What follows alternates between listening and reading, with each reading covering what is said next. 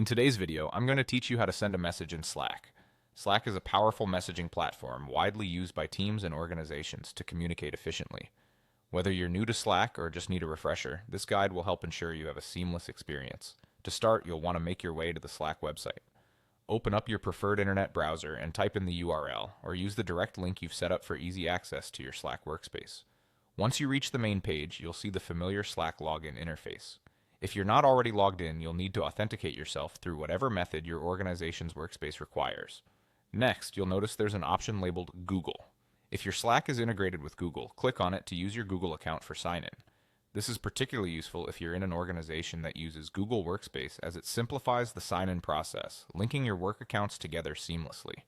Once you've clicked on Google, you'll see a list of accounts. At this point, select the Google account that is associated with your Slack workspace.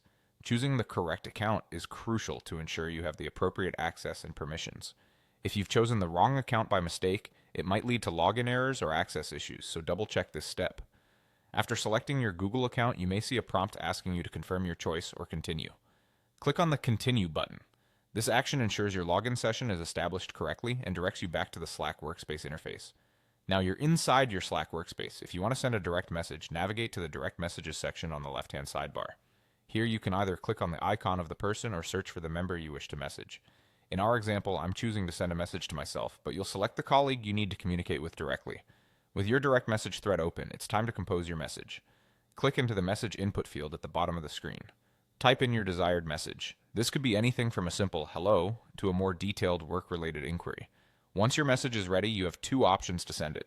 Either click on the Send button if your interface has one, or more commonly, hit the Enter or Return key on your keyboard.